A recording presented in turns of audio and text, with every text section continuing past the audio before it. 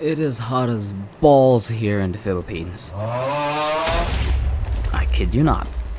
I have an air conditioner to my right, and I have an electric fan to my left. But even then, it's just not enough. It will never be enough. Okay, but granted, this air conditioner is like, what, almost 2 decades old? So I can't. It's a little bit unfair to give it crap, you know? It's trying.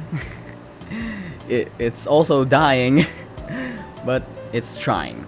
It's trying its best to keep me cool, and you know what? Respect.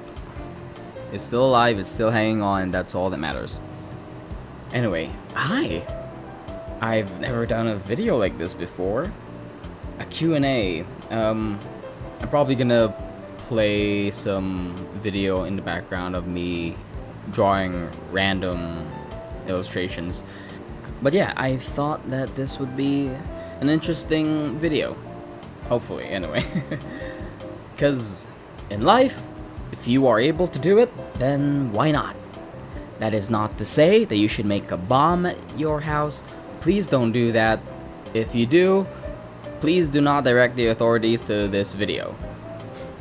Anyway, you guys have questions, I might be able to provide an answer. Okay, all these questions that you're gonna hear are gonna be from my Patreon members.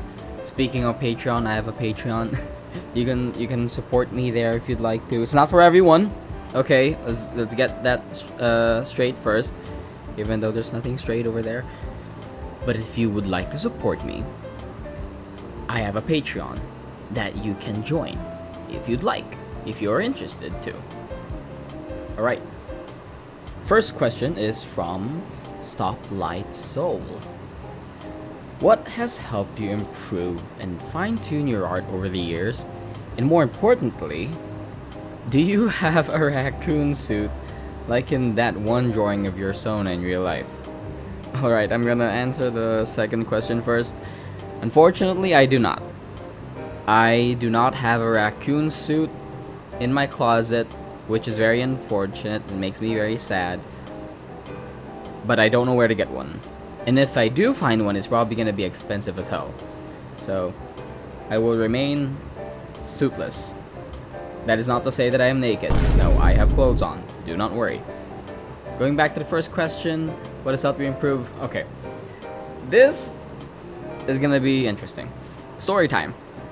When I was in high school, I had a friend. Let's call her Vera.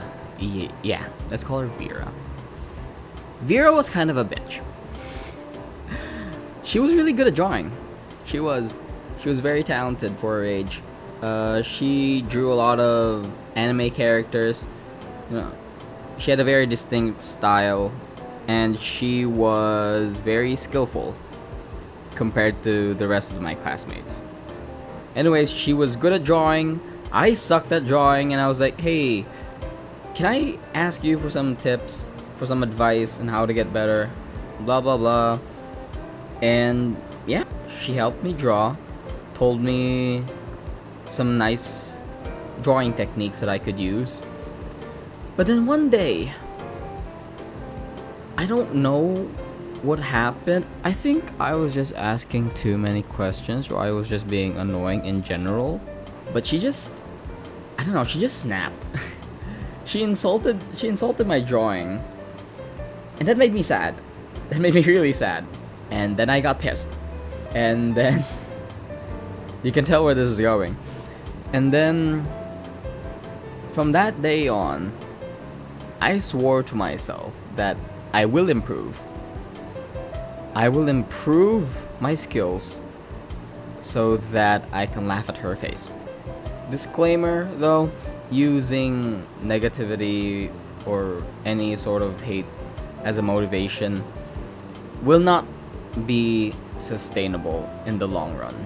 You know, you gotta find something else to actually hold on to that will last way longer. And for me, that was honestly just for me. Really, I wanted to improve for me. Cause like back in 2020, when I really started getting serious with art, you just see so many talented artists creating so many beautiful things. And I thought, hey, I want to get better.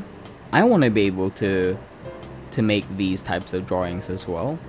I want other people to like my drawings, to be interested in them.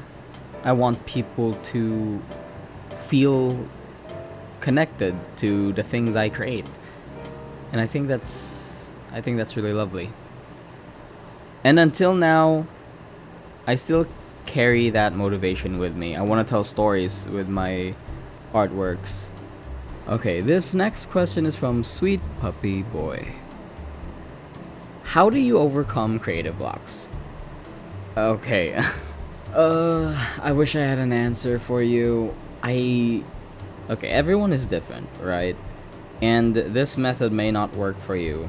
But what I usually do is, okay, I do two things. I either just sit down or lay on my bed and sulk and berate myself and telling myself, oh, you can't do anything right. You're a piece of shit. Or option 2, you watch shows or play games or whatever. Okay, think of creative blocks as a puzzle. You're missing a lot of puzzle pieces, and that's why you have a dead end. So, if you play a game or you watch a show, some elements from that show, be it the writing, the overall narrative, the colors, whatever, it might inspire you, and that might actually be the missing puzzle piece that you needed to fill in the blanks and break through that creative block. Second question, what does art mean to you personally? Okay, art is a medium for storytelling, be it an illustration, film, photography, music, whatever type of artwork. I like to think that all of them tell a story. You can see it in the composition, the colors, the paint strokes, everything. Art is just a beautiful way to express yourself, really. It's a good way to convey your feelings, your ideas, things that you want to share to people. And isn't that just so lovely to think about? Next question, what do you listen to while you work? Music, podcasts, or silence? Let's get this out of the way. Silence? No. I do not want silence. I do not want to be left to my own thoughts, okay? Because the second I think, it will make me sad. And unless I'm trying to make a sad artwork, I do not want any of that, okay? Please. So, what do I do to fill in the silence? I have music. Okay, what type of music do I listen to? I listen to a lot of pop songs. I listen to Sabrina Carpenter, Doja Cat, Dua Lipa. A lot. I also listen to old songs from Avril Lavigne. Been listening to Hoosiers as well. What else? Lady Gaga, Rihanna, Gwen Stefani, you know. But I also listen to Madoka Magica OSTs, anime OSTs in general. They're fun to listen to. Ooh, game soundtracks. Silent Hill. I listen to Silent Hill soundtracks. Life is Strange. Very nice songs. I chill with the vibes. Cupcake remixes. Okay, this is gonna be a very, very broad taste in music. Cupcake remixes. Say what you want about them, you either hate them or love them. I enjoy them so much. They're so fun, so silly, and I just... Musicals as well. I love musicals. I've been listening to a lot of Epic recently. Epic the Musical. The story of Odysseus. If you haven't listened to the musical yet, I highly suggest that you do. It is such a roller coaster. It's so beautiful. The ending makes me cry so much. It's awesome. It really lives up to the name. It is epic. As for podcasts, there's really only one podcast I listen to. I know I listened to another podcast before, but I forgot what it was. Anyway, I listened to SimGM podcasts. If you don't know what SimGM is, they are a channel on YouTube that creates videos of basically their versions of celebrities. They create skits using sim models, and I find them so hilarious. They are so entertaining to watch. Kim, Courtney, and Chloe, they are a blast. Anyway, go check them out if you want to have some nonsensical fun. You won't regret it. Next question is from Banana Diva.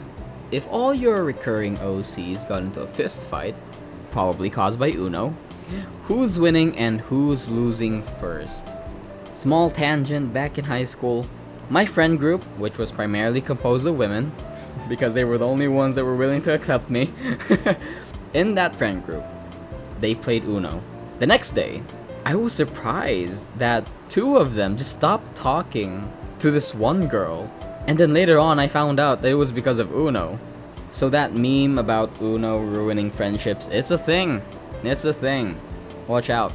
Alright, now who's winning first and who's losing first? Most of my OCs are pretty big men, but I do have one that's smaller than the rest. He's quite skinny, especially if you compare them to the other ones. But interestingly enough, I don't actually think he will lose first in a fist fight. Mainly because Benji, his boyfriend, would probably take the hit for him. You know, Benji, I imagine him to be sort of a martyr for Angelo. He's gonna get beaten up for him, for protecting Angelo. So yeah, I think Benji is gonna lose first actually. Now, who's gonna win first? Now that's interesting. I'm gonna roll out most of my OCs because they are primarily just ordinary human beings, except for two. There is Chuck and there is Terrace. Terrace, he isn't actually my OC, he's my brother's OC, but since we have worked on him together, I do, you know, he's an extension of me as well, so I treat him as my own too. Terrace is an alien. Imagine Superman, but he just can't fly. And he probably isn't as strong as Superman either. I mean, come on, it's Superman. But Terrace is strong as hell. He is a tough guy. He is bulletproof. Chuck has a demon companion which grants him enhanced abilities. You know, strength, reaction speed, all that jazz, regen. I'm not sure who's gonna win actually, because they're both pretty strong. Terrace, I imagine Terrace to hit harder. So he might, well actually no, because like, okay, I'm going full on analysis mode right now. Cause Chuck has regen, right? And he has battle experience, far more battle experience compared to Terrace. Yes, Terrace is close to invulnerable, but if he does get damaged, it's gonna be harder for him to recover because he doesn't have the fast regen that Chuck has. So I guess it all comes down to durability. So if I were to put these two together in a fist fight, then my brother is gonna hate me for this. If you're watching this, I am so sorry. Okay, this isn't me being biased. Okay, I'm being logical here. Listen. I think Chuck is gonna win because he just has a lot more in his arsenal compared to Terrace. You know, the battle experience, the regen, all that stuff. And this is not to say that Terrace is gonna lose right away. No, of course not. It'll probably last for hours. The fight's probably gonna last for hours, but the one that's gonna be left standing would probably be Chuck, all bloodied and disfigured probably. But yeah, I think he's tougher than Terrace. please don't hate me. Terrace lovers, I know you're out there. Don't hate me. Next question. Still from Banana Diva. Can you do sick flips? I'm sorry. I'm so sorry to disappoint you, Banana Diva, but I cannot. I cannot do any fancy flips. I can flip people off. I can definitely do that. But in terms of like gymnastic flips, no, I can't. The moment I do perform one, I will probably be paralyzed from the waist down, and I would prefer to keep full cognition of my legs. So no, I will not attempt to I cannot do any flips, nor will I attempt to or practice them because I'm too scared that something might go wrong. Last person, we have Primal Light. Their question is, what are your plans moving forward? Be it now or after you graduate college? That's a pretty deep question, actually. I don't know. I'm not really sure right now. Cause right now I'm just going with the flow.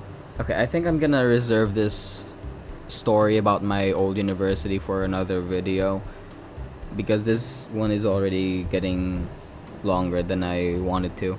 So long story short, previous college was pretty shit.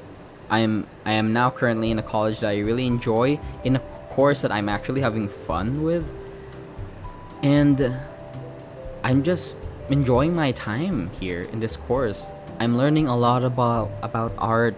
The professors are very passionate, and it's so inspiring to be there. I do have an idea of what I want to be when I graduate, but I don't want to say anything about it for now. Not now. It's a bit too soon to talk about it out loud, because it might go in a completely different direction. I'm not able to give you a straight answer with this one, but yeah, I'm just having fun for now. I'm learning a lot of things in this course that I'm taking. I have a lot of friends that I can depend on, and a few ideas of what I want to become when I graduate college. All right, that was the last question. Wow, look at that. Now I do have more questions here from Instagram, but okay, I want to show you guys my love. I want to show you that I appreciate you. All of my Patreon members, you are all so lovely, so supportive. It means a lot to me. But I'm probably gonna save these questions for another video. I don't know when that will come out, but it's on the shelf. The idea is on the shelf. So again, I would like to thank my Patreon members. Thank you so much for all of you who have supported me for this long.